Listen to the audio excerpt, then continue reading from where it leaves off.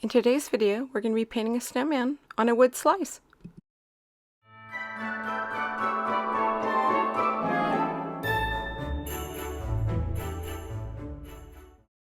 Hi, I'm Stacy. Welcome to my channel. I hope you enjoy and are inspired to create. I'm showing the wood slice here, and I coated this wood slice with some gesso. I just used a sponge applicator. I believe I put 2 coats on there. And then I hand drew this snowman, but before I did that, I traced the wood slice out so that I could fit the snowman to the size of the wood slice. And I purposely picked this wood slice with a crack in it because I thought it added some character.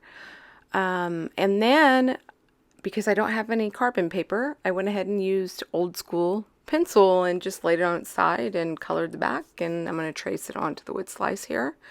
We're going to be using acrylic paints. I just got a paper plate to use as a palette. Just a flat brush, whatever size you got that you feel comfortable with, and some water to clean our brushes, and some paper towels. And I believe there is some floating medium there. Let me look and see what it's called.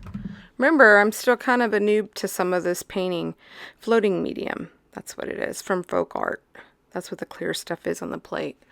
And I'm just going in and I'm originally laying out the snow, and then I'm doing the background of the sky.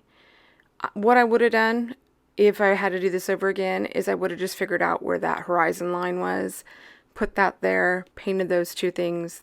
Then when it dried, then I would have went and took and, drew over the snowman and transferred that to the wood slice. But just so that you're encouraged, if you do not paint or something you're interested in and haven't done, I had experience painting over 25 years ago. And I did the Donna Dewberry one-stroke method, and I only did it as a new mother who was struggling being at home, and then she hit QVC, and I was really interested in it, so it gave me something to do while my daughter was itty-bitty. She was only a couple weeks old, so when I had free time, I would paint, and people asked me to paint things for them, and I didn't do that much, and then I didn't touch it again for over 25 years. And I literally picked it up, and what I've shown you on my channel is what I have done. You can do this and if you mess it up with paint, what's cool about it is you can paint right over it. It's paint, it's opaque, so you just go over whatever you messed up. Or you take the gesso, paint all over it, and you start with a fresh canvas. However you want. Piece of paper, I practice on cardstock all the time, and I did for some of the stuff on the side. And it's not perfect, but I think it's cute, and I think I just want to encourage you that if you're here watching this, you can do it too. So I am doing this for the Love of Snowmen, which is hosted by Nancy of Handi, Scandi. Hi, Nancy. And Anna Wight of Sweet Miss Daisy Designs. Hi, Anna.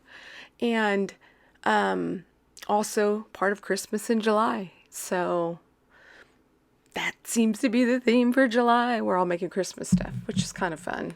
Strange because it's hot, but fun too.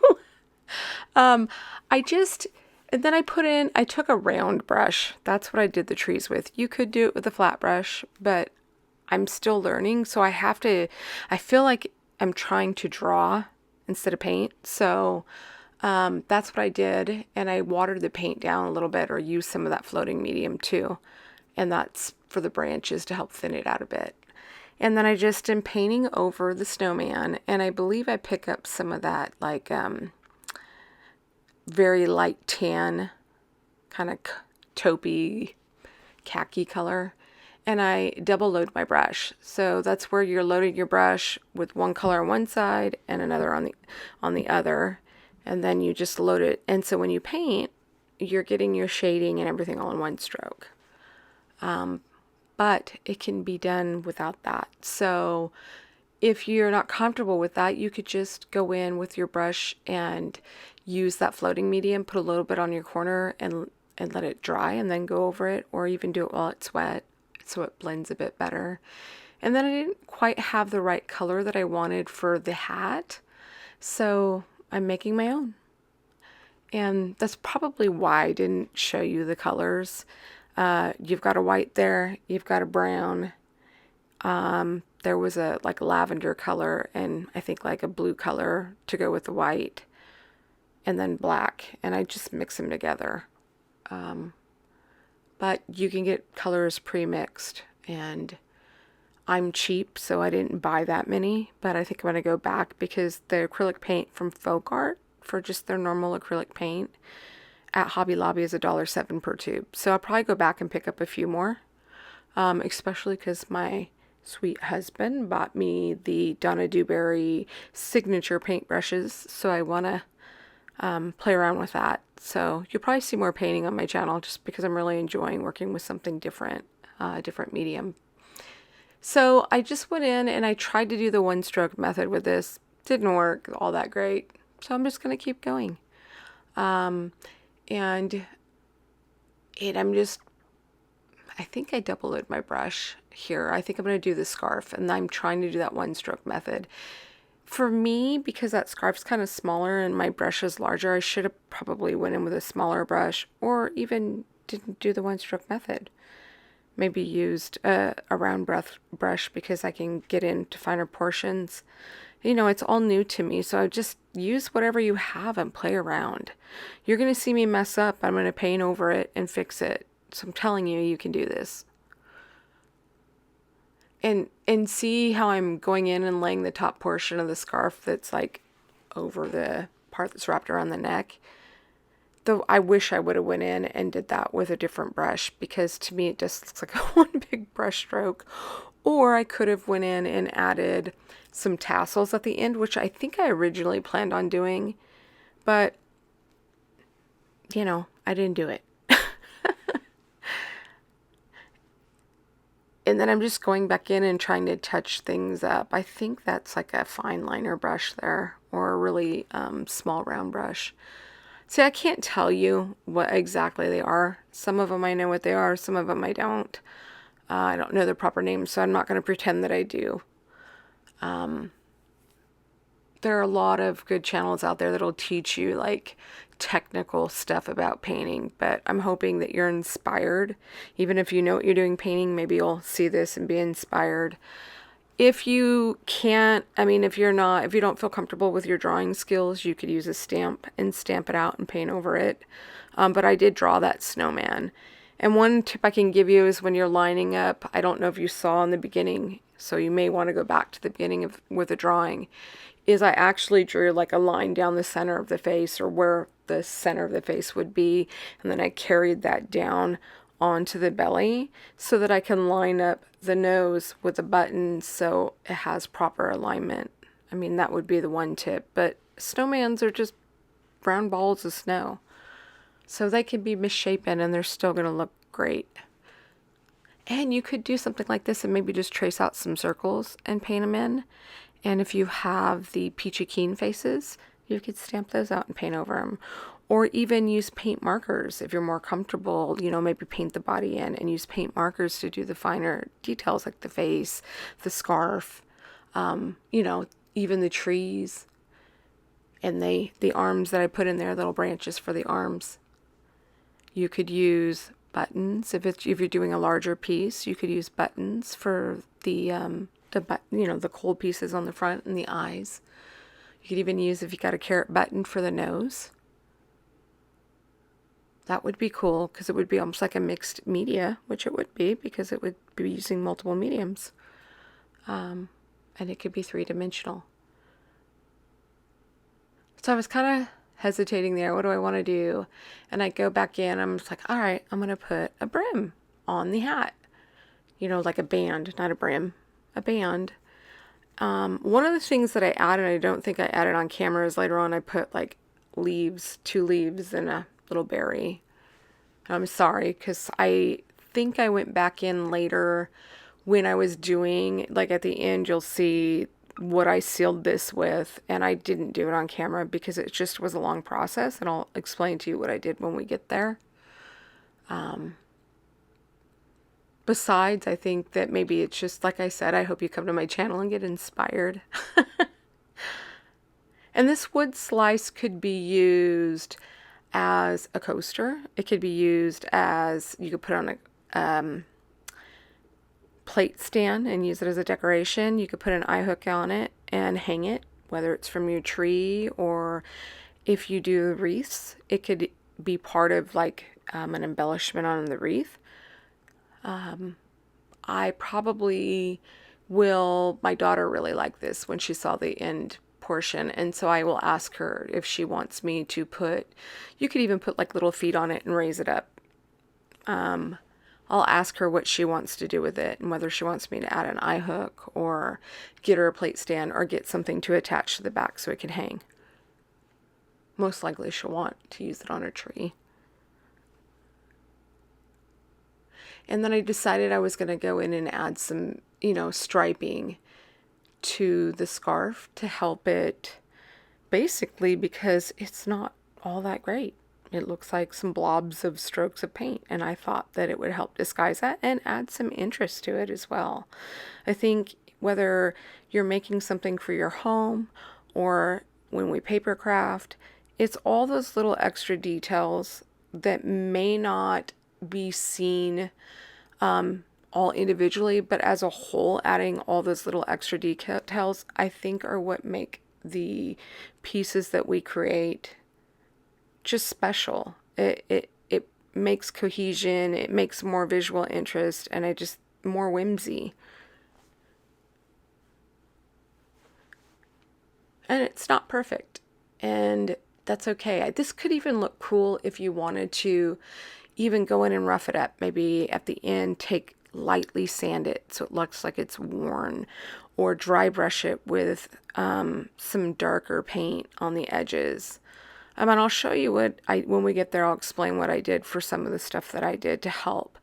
Originally, I did not want any paint on the sides. I wanted the wood to be clean, but I got paint on it, so I had to roll with it.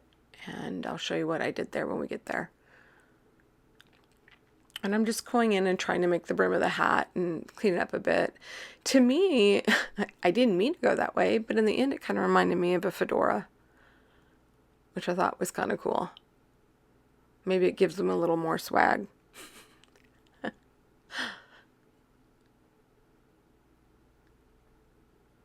And there I am going in with that floating medium and a tiny bit of the brown paint, trying to add some more shading in there.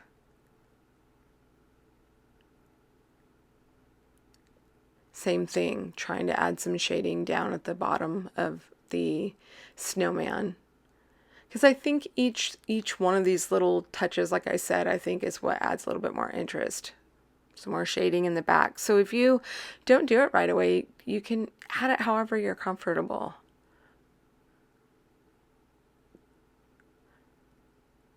And you know what also would have looked really good, I think, is if I had taken and did some cast shadows. So maybe with those trees, if I had made the shadows cast to the left of them and just carried it in front of the snowman and carried out the trunks of the tree with some shadowing underneath them, I think that would have added more interest. If I hadn't sealed it yet, I would probably go back and do that now that I'm thinking about it. You could even add, like if you had some resin embellishments, like whether they're buttons or whatever, and you could put leaves on the tree. Those could be pine trees, which are really easy to do in the scheme of when you create a tree, because they're literally squiggles that, are in the shape of a triangle. So, and they look great, whether they're high detailed or not. So, and then I wanted to give its arms some character, so I wanted to have some like little knots where its elbow would be, and articulate the arms instead of just putting the branches straight out.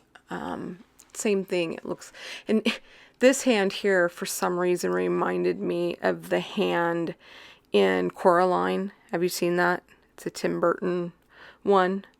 And at the part of it when it's the other mother with her hand that comes out and they throw it down the well. If you've seen the movie, you know what I'm talking about. For some reason, that hand on it reminded me of it. And if you could see me, I'm sitting here doing claw hands like, and then I take some paint and I water it down a little bit, some white paint, and I'm splattering it on there. Now this is where the mess up happened. Do you see that big blob that landed on its scarf? I was like, oh no. And then I was like, well, it's paint. I'm going to paint over it. I think I tried wiping it up. It didn't work. See, I'm trying to dab it. I felt like it just made it worse. So I don't repaint the entire scarf. I just go over that section there that I had to. And I'm going to dry it and paint over it. And I think the original looked a little bit better. But overall, it still came out cute to me. But yeah, it's just paint over it. You just have to make sure the consistency is right when you splatter with paint. And I would have been okay if that hadn't landed anywhere else besides the face, like if it had done on the background or on part of the body. But right there on the scarf, I was like, oh no. And it probably would have been fine if I left it, especially because where this ends up is not where I planned on taking it, and it wouldn't have been an issue.